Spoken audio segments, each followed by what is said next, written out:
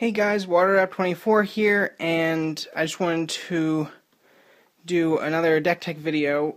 Martainface on YouTube asked about a red-black vampire deck that was economical, but was pretty good as well. I'm not sure if this is really as good as some others could be out there, but I took some of the vampires from the Innistrad block and a little bit from M13. Mostly enchantments from M13 and like Wall of Fire, a couple other things. But let's go ahead and get started with this, and I'll show you if you buy each single card individually how much it actually will turn out being at the end. Now, I didn't make a sideboard for this, and unfortunately I could not throw in Blood Artist because I just discovered I don't have any, which is a bit strange, and just putting in one isn't going to be helpful. You need to have like 2 or 3 if you're going to do it. So one thing you might want to change right off the bat, if you have 3 Blood Artists or 4 Blood Artists, and they're uncommon, of course they're uncommon, so you can always throw those in. Now, the basis for the money of it that I did was my shop sells cards for commons for 25 cents a piece or 5 for $1. And then uncommons for 50 cents a piece. So pretty much you'd be adding $2 to the price if you added 4 Blood Artists, but that's up to you. I just want to do like a bare bones, cheap vampire deck. Alright, so started out with Mountain because it was red-black, but there aren't as many mountains as the other ones. I believe there are 11 mountains in here. 4, 5, 6, 7, 8, 9, 10, 11. We got 11 mountains and 13 swamps. Now, I did that just so that it would work a little bit better because there's a lot more black in here than there is red. Yet, at the same time, there are a couple red cards that require 2 red plus 1 or 2 colorless. So, to fix that, I added more red, but since the majority of everything's black, you want a little bit more black than red. But still, that's a pretty good, decent amount right there. So, we got 24 land there. I'm going to just go ahead and start from the bottom. Vampire Nighthawk, I only had 2. Pretty good. Flying Death Touch and Lifelink. Really good card there. Anything it touches, it dies. You also gain 2 life each time you attack something. And of course it's flying, so anyone without flyers cannot block this. So, Vampire Nighthawk is a great addition to a vampire deck. Uncommon, M13, but I do highly recommend that you put those if you're going to do a vampire deck. And then you got Markov Patrician, Lifelink, it's 3/1, costs 3 mana, but still not bad. You get Lifelink from it, so, and it's common, so that's pretty good right there. Next is the only creature that is not a vampire. I threw in 2 Wall of Fire because that'll help defend against a lot of stuff. Won't defend against flying things, but Vampire Nighthawk for that. And, I mean, this of course is pretty helpful if you're going to defend anything on the ground. And then of course you can kill it by pumping it, paying 1 red to pump it and add it like 1, 2, 3, 4, however much you want to do. Alright, the next one is Duskmantle Prowler. Uncommon, but it's got haste and exalted, so you're going to start giving some vampires exalted here. I forgot to tell you how many numbers I was doing for each. The Vampire Nighthawks I only had 2 of.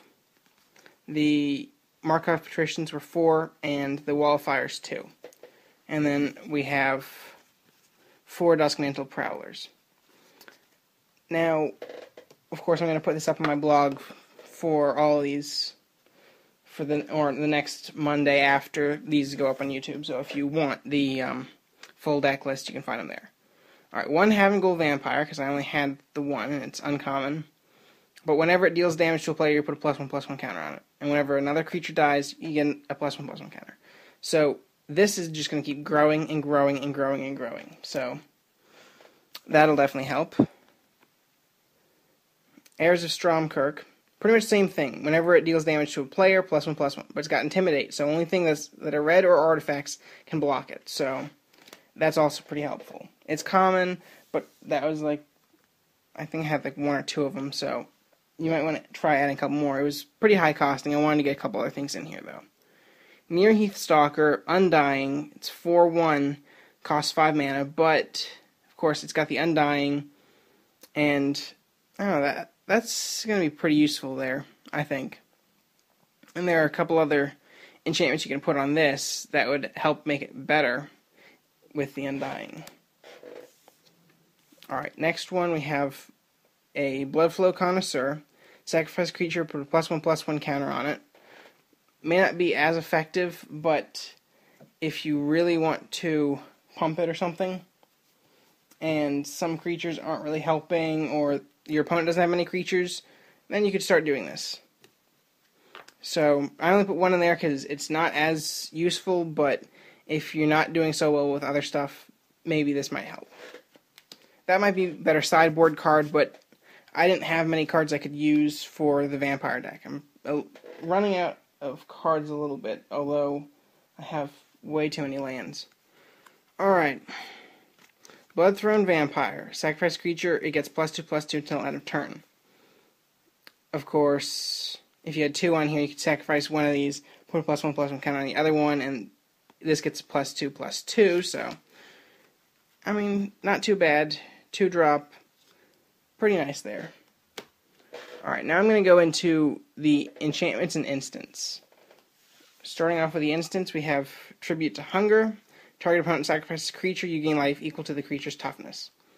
Pretty good card. I believe this was used against me in a pure black zombie deck, One Friday Night Magic, so good card, uncommon though, from Innistrad. Do recommend it though. The other instant cards are Searing Spears, dealing 3 damage to a creature or player. Just for defense, or if you need just a little extra something, because you can attack for something, but they got a bunch of blockers, do full swing. They managed to block everything but like a 1 damage. They had 4, deal 3. It's like a exit strategy, or if you're being overrun. So pretty helpful there. Then, the only 1-drop in here, Crippling Blight. Enchant creature, it gets -1/-1 and can't block. So that means if they have a couple of creatures you put this on there, they can't block anything you throw at them. So that will definitely help in the long run, especially if you have some really large creature your opponent controls, like maybe a Thragtusk or something. Then we have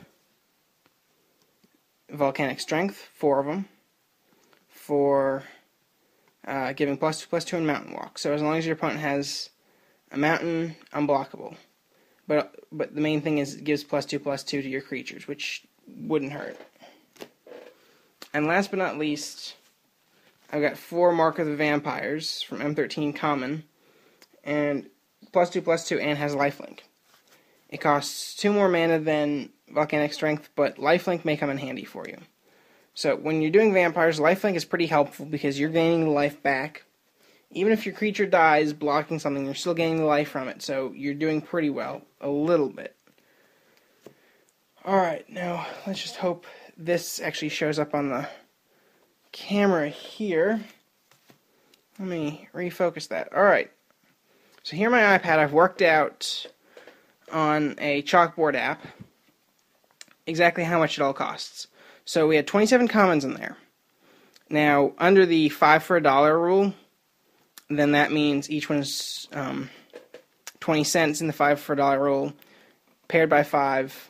So we have 5 groups of 5, so it's $5 for that, and then we have 2 for 25 cents, so it's $5.50 for the commons.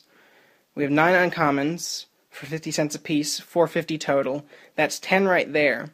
Now, you probably all have land lying around your home or with your magic stuff. Everyone has like maybe 20 or so of each land if you've bought like a deck builder's toolkit, fat pack, whatever. So land may not be an issue with needing to buy it, but if you do, it depends where you go. It can be 10 cents, 15 cents, 25 cents. Where I go, I'm pretty sure it's 10 cents a piece, except the foil ones are like $1. But I mean, with 10 cents a piece, it's $2.40. Total will be $12.40 if you have the land and some of the cards it'd be $10 or less. So it's a pretty economical deck. May not work as well as like one of the majorly huge ones, because since it was supposed to be an economical deck, something that you could just use, that's vampires, that didn't require you to have all these rares and mythic rares and stuff. I left out like Olivia Valderin, I left out other rares and mythic rares, so this was just flat commons and uncommons, and land, of course. And I didn't bother with Dragon Skull Summit. If you have the rares, and mythic rares, I recommend putting in, I believe it's like Stromkirk Captain, gives vampires +1/+1, or other vampires +1/+1. I recommend throwing in maybe 4 of those if you have them. I think I only had like 1, so I didn't do that. Then you want...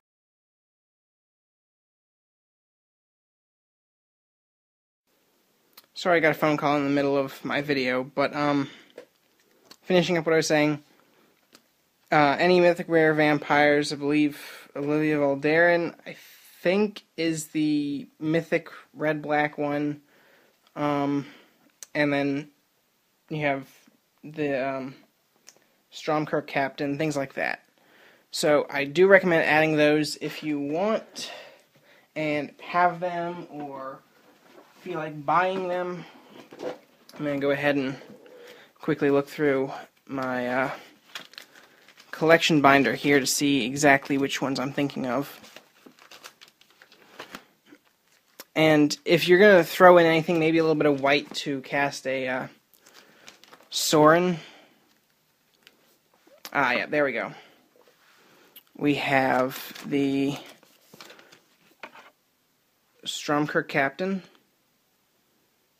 In case you didn't know what that was. First strike, and they all get +1/+1 on first strike. Your vampires do. Sorin, Lord of Innistrad. If you have him, my current shop's selling singles for $13, I think. And then we have Falcon Wrath Aristocrat, Flying Haste. Sacrifice it, and this becomes indestructible. If it was a human, you get +1/+1 on it, or you put a +1/+1 counter. I tried to just make it strictly vampires, no humans. So I think I think with the purpose of this, I wouldn't personally add that if you were going to stick to straight vampires. And of course, Dragon Skull Summit, the red-black, would be nice. Yeah, and then we have Olivia Valderin here, where you can turn a creature into a vampire and then take it. So if you have the mythic rares or whatever for those, I do recommend maybe getting those. But yeah, other than that, I'd probably keep it about the same. Put some Blood Artists, put some black-red creatures in there, like Olivia Valderin. So, yep. Other than that, I think that is pretty good. If you were going to do anything with like M12 stuff, probably put the all-black Sorin in there. Maybe throw in Sorin's Thirst. Target creature loses 2 life, you gain 2 life. Things like that. So, for the most part, that was just a bare-bones black-red vampire deck. You can add all kinds of stuff to it, because there are other vampires and other vampires, black, red, and both, that you could use. So I'm just going to quickly go ahead and shuffle this and pretty much just show you how it all works. I'm not going to do my full shuffling, because by the time I put this video all together, it's going to be more than like 20 minutes perhaps. So I won't do the pick up the next stack and do the exact same thing here. This is a very effective way of shuffling. If you ever want to do this, I do recommend using this method. Of course, not like Friday Night Magic. Do this with your whole deck at Friday Night Magic, not separating it out really, unless you shuffle really well. Alright. I went without sleeves this time. It takes too much time for me to put things in sleeves. If I wind up not using the deck because I don't like it as much, Gotta take them out and everything else. So I'm just gonna shuffle it back here behind the camera because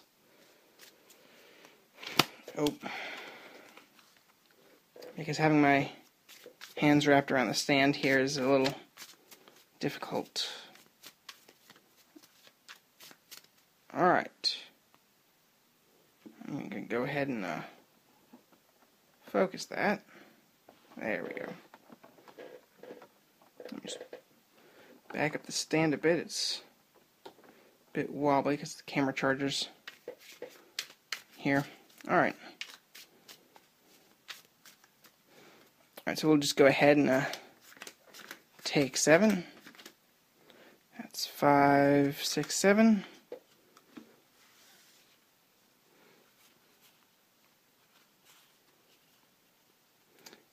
It wouldn't be a bad hand if you had more than one land, I guess.